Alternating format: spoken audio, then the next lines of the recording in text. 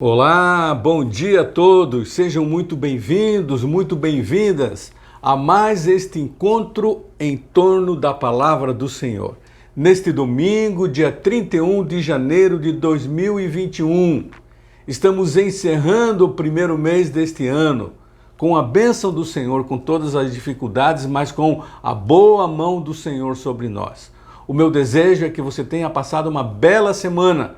E hoje podemos iniciar uma semana com uma certeza: Deus está conosco sempre. Que bom que podemos nos reunir, você que está na sua casa ou outro lugar, podemos estar aqui juntos, mesmo distantes, mas na mesma fé, no mesmo amor, no mesmo espírito. E nos alegramos por mais este domingo que Deus nos dá. E eu quero iniciar orando com você. Vamos agradecer, glorificar ao Senhor, porque até aqui Ele tem nos ajudado e porque Ele é o nosso Deus, Criador dos céus e da terra. Bendito Deus, nosso Pai que está nos céus, mas é um Deus presente conosco sempre. Nós queremos agradecer ao Senhor a bênção da vida, esta semana que passou, e pedir a Deus a Tua graça sobre nós nessa nova semana. Nós glorificamos o Teu nome porque o Senhor é Deus. O Senhor tem se revelado no início deste mundo, na construção do universo, mas também na preservação de tudo que existe. E nós queremos glorificar ao Senhor por tudo aquilo que o Senhor é e por tudo aquilo que o Senhor faz, fez e fará em nós e por nós. Abençoa o teu filho, a tua filha que está participando desse estudo. Que a tua bênção esteja sobre cada um de nós. É a minha oração no nome de Jesus. Amém e amém. Sempre nos domingos pela manhã nós glorificamos a Deus pela vida daqueles que completaram mais um ano de vida. A vida é uma bênção do Senhor e nos alegramos com a Sharon. Ela completou aniversário no dia 26. E aqui vão os nossos parabéns, que a bênção do Senhor esteja sobre a sua vida, sobre a sua família. Também nos alegramos com a Crislene, ela completou aniversário no dia 27. Parabéns a Crislene, que a bênção do Senhor também seja derramada sobre a vida da Crislene. Continuamos orando e intercedendo. Temos pedidos de oração. Eu queria comunicar aos irmãos que faleceu o pastor Helmut aos 92 anos. Ele foi pastor ali em Guaratuba, ele estava agora no Lar Betesda e sempre quando eu participava ali no Lar Betesda, juntamente com meu irmão que está internado lá, nos cultos, era o pastor Helmut que tocava o acordeão e ajudando na música, nos hinos. E que Deus esteja consolando a vida dos familiares do pastor Helmut. E vamos agradecer a Deus por aquilo que Deus tem feito, usando o pastor Helmut como pastor aqui no litoral também. Continuamos orando pelo nosso irmão Luiz Vaz, em tratamento, agora novos exames, agora em fevereiro. Que a bênção do Senhor esteja sobre a sua casa, fortalecendo a Belinha e o Luiz Vaz. A irmã Neuza também continua enferma, precisamos orar e continuar intercedendo pela sua vida, o fortalecimento espiritual da sua vida, da sua família. O irmão Antônio de Oliveira, vamos continuar orando, idade avançada, que a bênção do Senhor esteja sobre a vida dele. O irmão Pedrão, que foi membro ali no Jardim Iguaçu, precisa da nossa oração. Quem sabe você também está precisando de oração. E nós vamos orar, interceder pela sua vida. Eu gosto de um cântico que diz: sou eu, Senhor, quem precisa de oração. Todos nós precisamos. E a Bíblia diz: orai uns pelos outros. Orai uns pelos outros. E eu queria orar com você agora, colocando os aniversariantes, os pedidos de oração diante do Senhor. Coloque-se diante de Deus agora, com o coração contrito, com toda a reverência. Vamos falar com o Pai. Pai, chegamos à Tua presença pelo novo e vivo caminho que é Jesus. Nós glorificamos o Teu nome, pelo Teu grande amor para conosco, em mandar Jesus para nos salvar e nos dar, ó Deus, vida eterna, acesso ao Senhor, ter filiação e podemos chamar Pai nosso que estás nos céus. Ó Deus, eu quero glorificar o Teu nome pelas irmãs que completaram o aniversário, a Sharon, a Crislene, nesta semana que passou. Que a Tua bênção, a Tua graça se revelem na vida destas servas. Pai, eu quero continuar intercedendo pela vida do Luiz Vaz, pela vida da irmã Neuza, pelo irmão Antônio de Oliveira, pelo irmão Pedrão, ó Deus, e tantos outros pedidos que temos, que eu não sei, mas o Senhor sabe, e eu creio o Senhor já está derramando bênção, quem sabe a cura, quem sabe o bálsamo de consolo, mas sempre o Senhor está atendendo. Eu quero agradecer a vida do pastor Helmut, que faleceu, que o consolo esteja sobre a sua família e todo o seu ministério. Queremos glorificar ao Senhor. Em tudo queremos dar graças, porque a tua vontade sempre é boa, é perfeita e é agradável para os seus filhos. Ó Deus, fica conosco nesta nova semana que iniciamos. Neste domingo, que seja um domingo de bênção, de comunhão, de estudo da tua palavra, possamos nos reunir à noite no culto presencial e o teu nome seja glorificado. É a minha oração no nome de Jesus. Amém e amém. Você que tem acompanhado as ministrações nos domingos pela manhã, iniciamos uma série de estudos, cartas para as igrejas de ontem, mas também cartas para as igrejas de hoje. E nós estamos estudando as cartas chamadas Epístolas Universais. São em número de 7, começando com Tiago, 1ª e 2ª Pedro, 1ª, 2ª e 3ª carta de João e também Judas. E nós vamos estudar estas cartas, estamos iniciando já com a carta de Tiago. E alguém já disse, nós precisamos redescobrir Tiago, porque esta carta é extremamente necessária. Ela trata de uma religião muito prática, não daquela religiosidade de casca, como sepulcros caiados que Jesus condenou, mas aquela religião de vida íntegra, que transforma a realidade e glorifica a Deus. Nós vivemos hoje num misticismo muito grande, dentro das próprias igrejas, que se dizem cristãs, e nós precisamos retornar à palavra do Senhor e aprender com Tiago. Ele trata da ética, trata da solidariedade, ele trata desta religião vivencial, e por isso é importante estudarmos, e que bom que você está com a gente nesta manhã. E Tiago, ele trata de vários temas, como Provérbios, não é um gancho puxando um tema com outro, interligando, não, são vários temas. E nós iniciando o estudo, já vimos no 1º capítulo, verso 1, que ele diz como enfrentar provas e tentações. Como enfrentar provas e tentações. Já vimos a diferença de tentação e prova, e hoje vamos estudar as provas, os sofrimentos, as dificuldades pelas quais nós passamos, permitidas pelo nosso Deus. E ele diz ali no verso 2, meus irmãos, tende por motivo de toda alegria o passardes por várias provações. Ele diz, alegre-se, você vai passar por várias provações, não é uma só, várias provações. E é claro, passar por provações não é nada fácil. Passar por provações com alegria, meus irmãos, é um milagre de Deus. Passar por provações com alegria, como o Tiago diz, é um milagre de Deus. Se Deus não nos capacitar através da ação do seu Espírito, nós vamos nos prostrar à beira do caminho.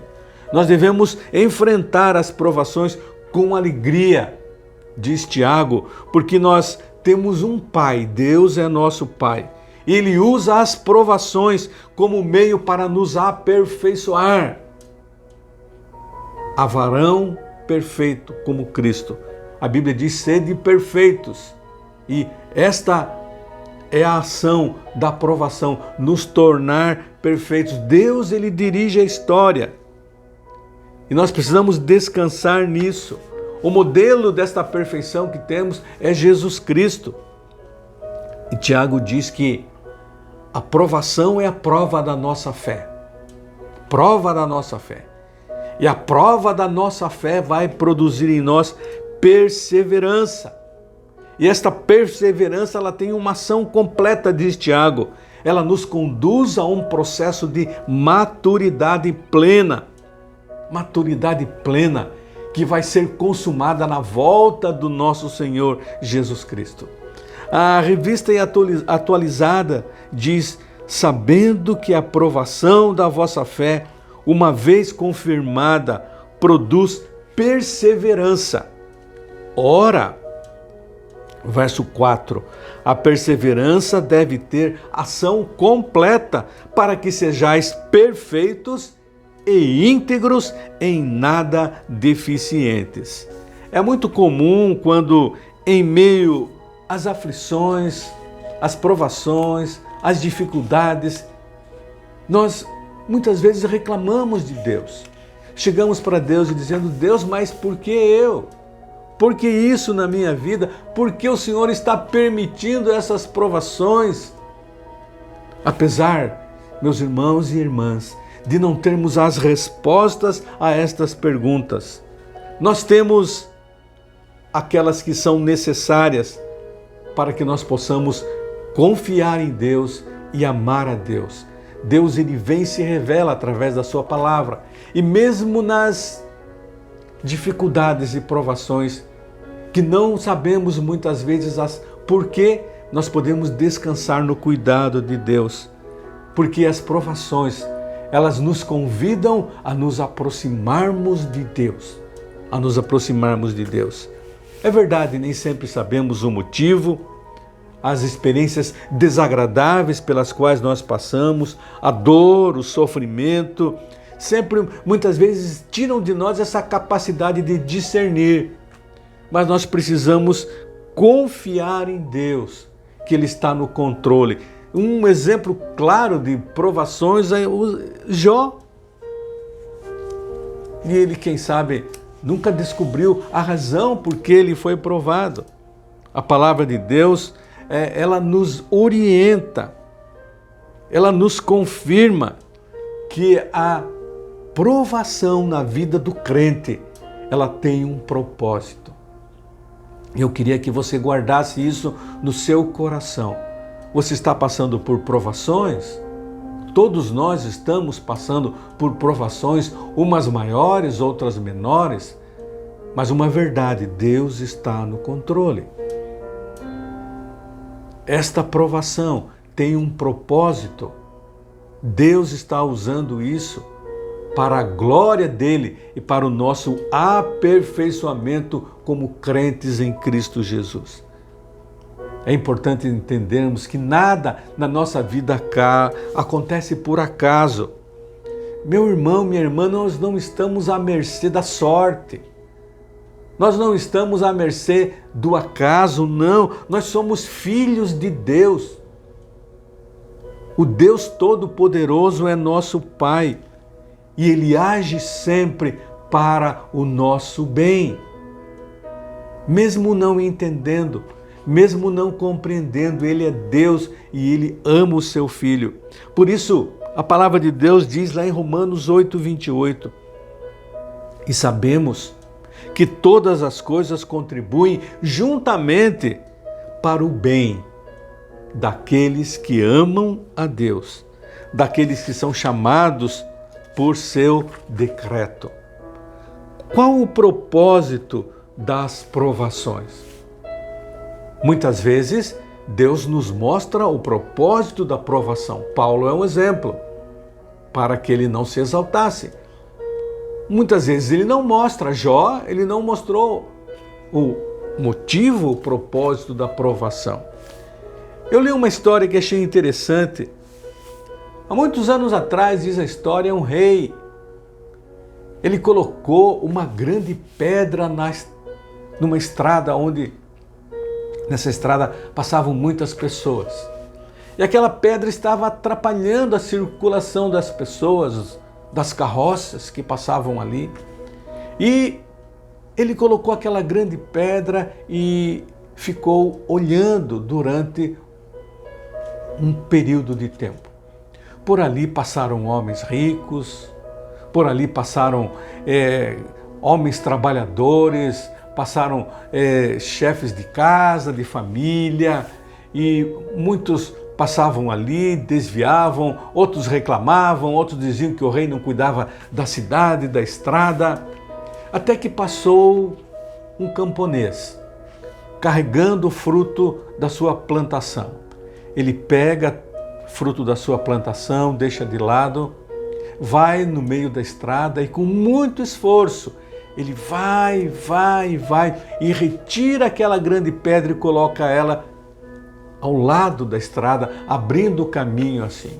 Quando ele vai retornar para pegar o produto da sua plantação, aquilo que ele estava levando para a cidade, ele vê no local onde estava aquela pedra uma sacola.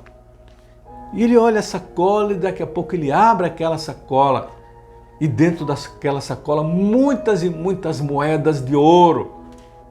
Ele recebe aquilo, olha e vê um bilhete que dizia assim: todo obstáculo contém uma oportunidade para melhorarmos nossa condição.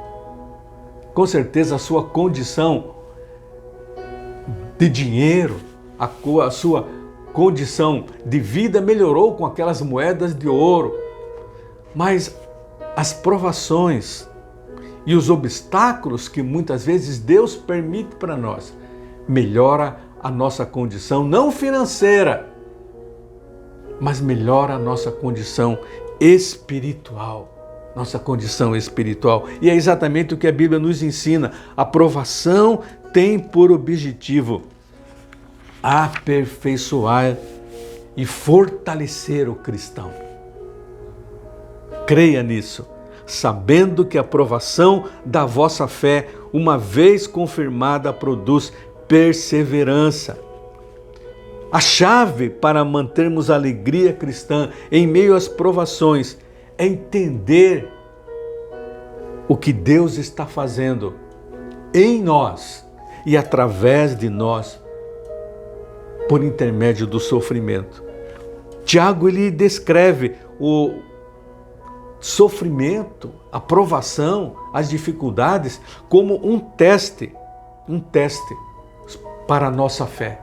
Pedro, ele coloca isso na sua primeira carta. Assim como o fogo ele vem e ele purifica o ouro, assim a provação purifica a nossa fé. O ouro, o calor do fogo queima e tira tudo aquilo que não presta no ouro e deixa um ouro puro. Mesma coisa com a provação. Ela vem e queima dentro de nós tudo aquilo que não presta e é jogado fora e faz aflorar o homem perfeito que Deus quer trabalhar a cada dia. A fé aprovada, ela é a garantia da nossa entrada no céu. Ao final de tudo, quando Paulo diz, guardei a fé, essa fé aprovada, ela faz com que nós terminemos a nossa carreira, não nos deixando. Por isso que diz que a fé confirmada, ela produz perseverança. Perseverança. Nesse processo de provação, a dor é inevitável. Estamos falando de fogo ali, Pedro fala isso, mas sempre o resultado é positivo. Tudo aquilo é a garantia nossa de uma perseverança e de guardarmos a nossa fé. Atos, no capítulo 14, diz assim: e tendo anunciado o evangelho naquela cidade e feito muitos discípulos, eles voltaram para Listra, e Icônio e Antioquia, confirmando o ânimo dos discípulos, confirmando e exortando-os a permanecer na fé. O sofrimento nos exorta a permanecermos na fé. E o texto bíblico diz: pois que por muitas tribulações nos importa entrar no reino de Deus. A provação não somente é importante, ela é necessária.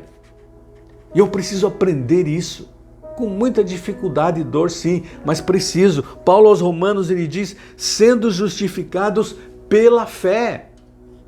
É a prova, o teste da nossa fé. Ele diz: tendo justificados pela fé, temos paz com Deus por nosso Senhor Jesus Cristo. Pelo que também temos entrada pela fé a esta graça.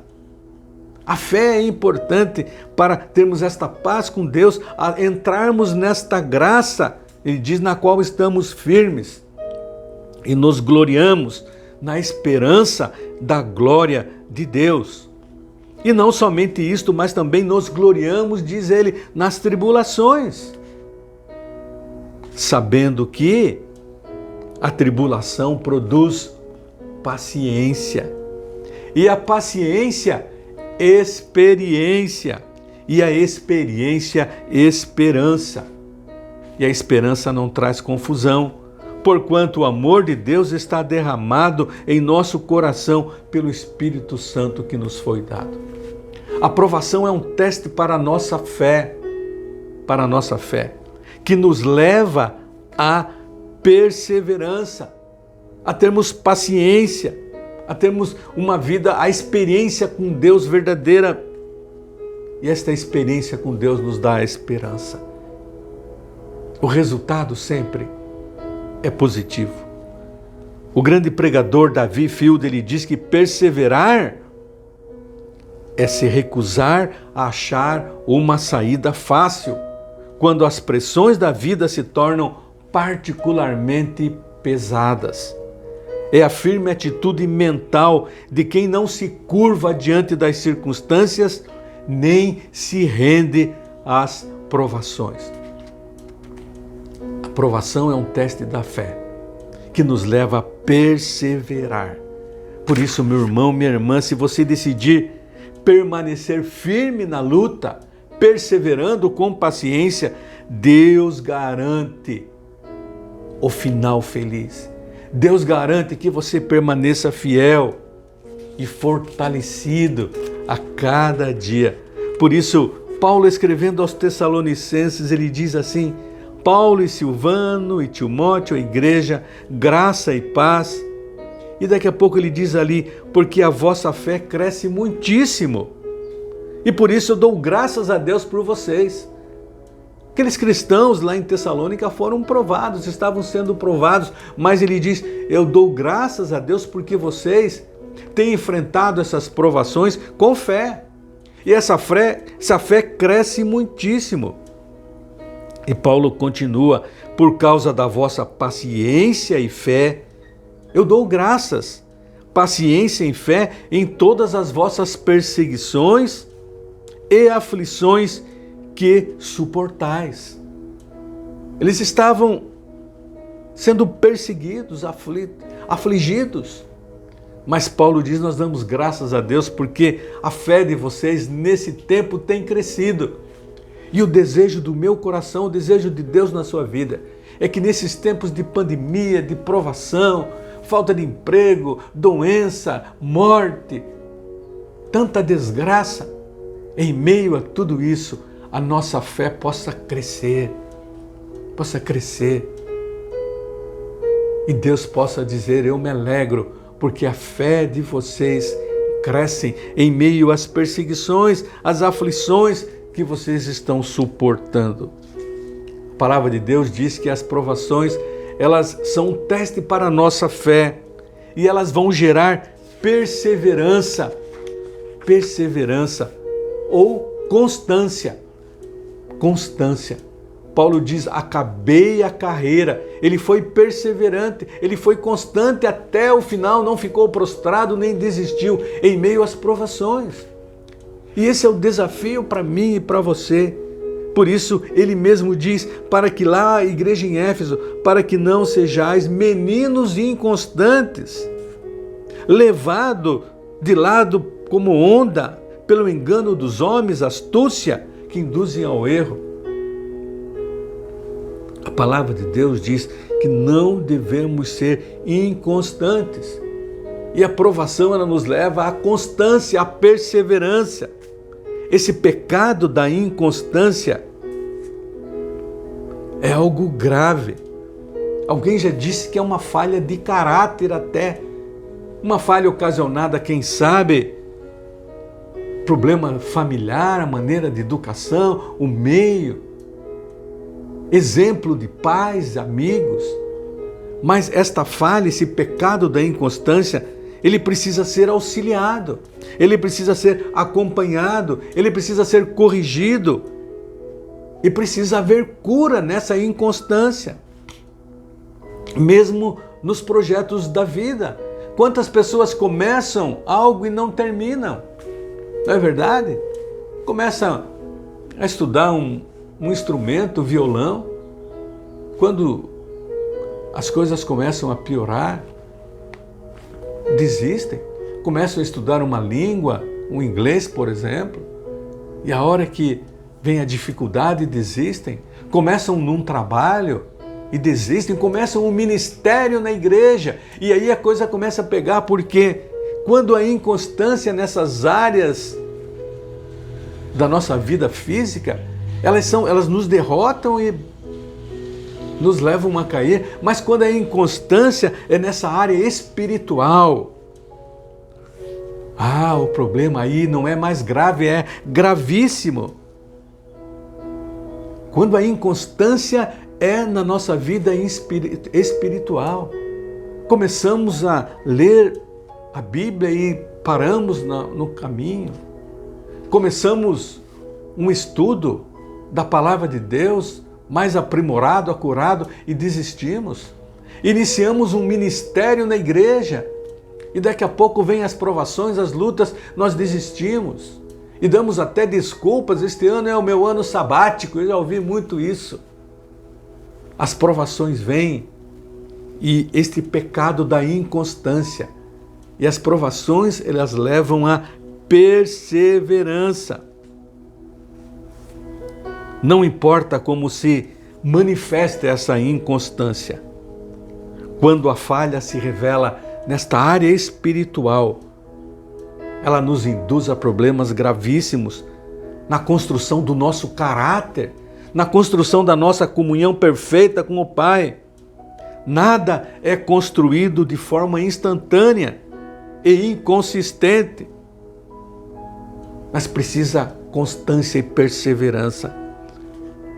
A perseverança, ela nos leva à perfeição, à maturidade.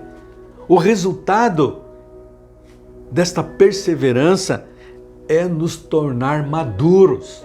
Então veja, as provações, elas provam a nossa fé. A fé, uma vez provada, ela leva à perseverança, à constância, nos leva à maturidade cristã. E esse tema, maturidade cristã, tem até um livro, de estudos, maturidade cristã, ele é um tema abordado de uma maneira muito grande na Bíblia. A vontade de Deus é que nós nos tornemos crentes maduros. Crentes maduros. E ser maduro na fé, João, ele diz que é ter uma vida repleta de frutos cristãos. Frutos cristãos. Ser maduro espiritualmente não é ser um cristão velho. Eu tenho 30 anos de crente. Não é isso. Nem tem a ver com a nossa idade. Eu tenho 90 anos, 80, 70. Mas ser maduro é experimentar o crescimento de Deus na nossa vida em todas as dimensões. Em todas as dimensões. Em especial na dimensão espiritual. Ser maduro espiritualmente é experimentar o crescimento de Deus na nossa vida emocional, crescimento de Deus na nossa vida física, saúde, na nossa vida moral.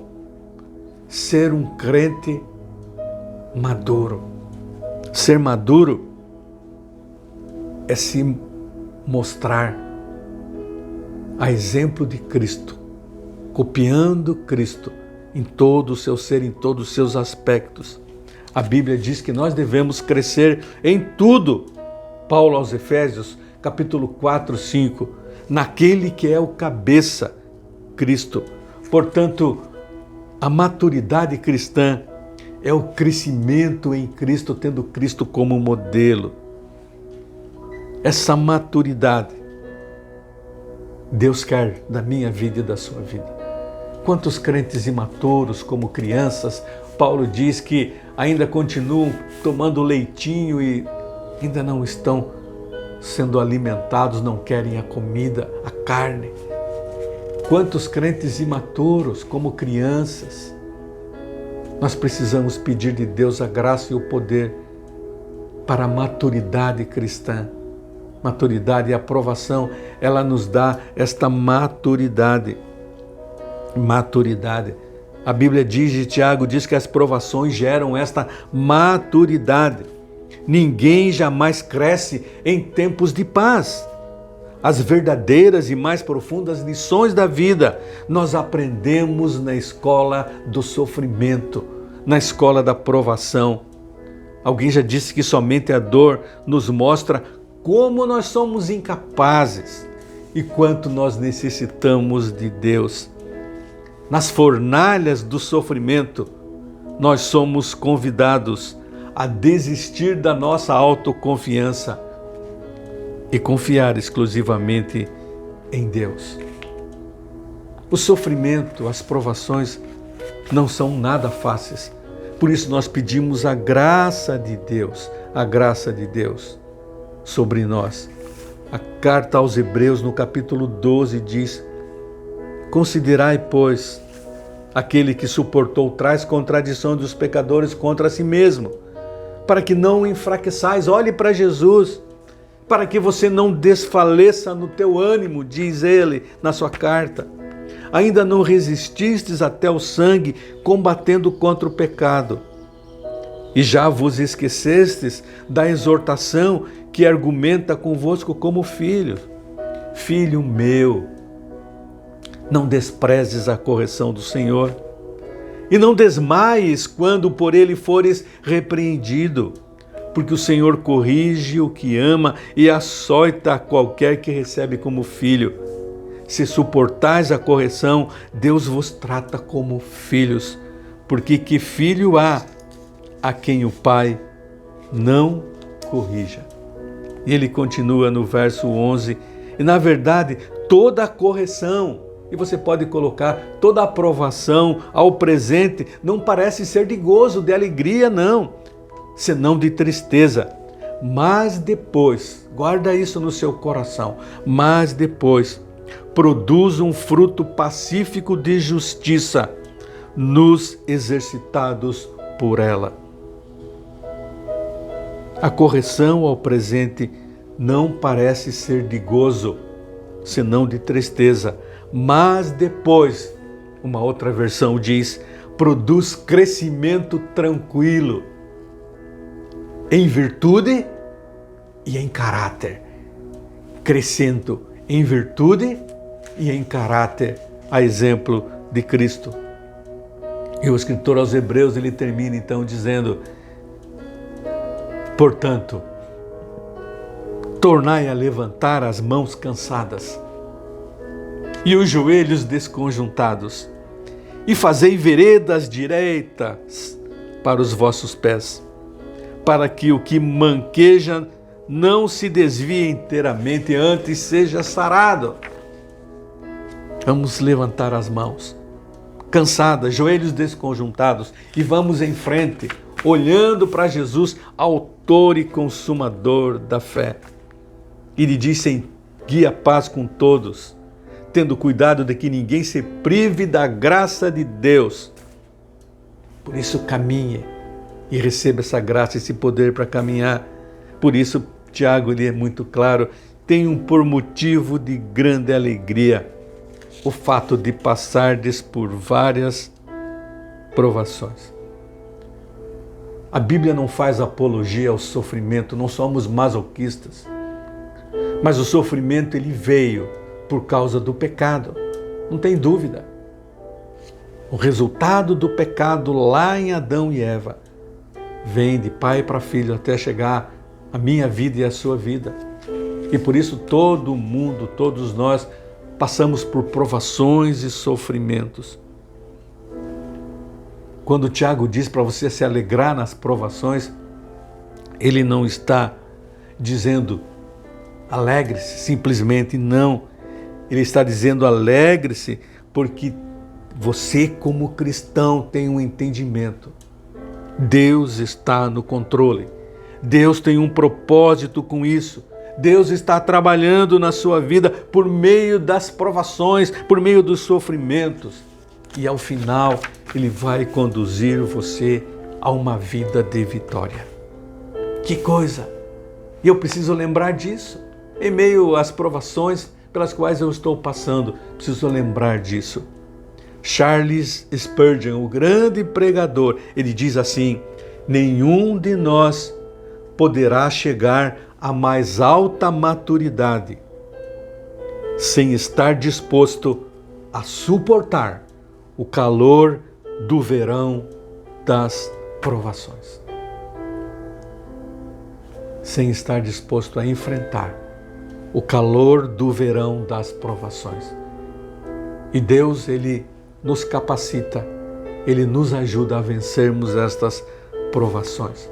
Por isso, Tiago, ele é especial para mim, para você. As provações, elas confirmam a nossa fé. Elas confirmam a nossa fé. Por isso, se a nossa fé é pequena, ó Deus, ajuda a minha incredulidade. As provações, elas geram perseverança ou constância. Não parar no meio do caminho, mas perseverar até o fim. As provações, elas fazem com que nós sejamos fortes de caráter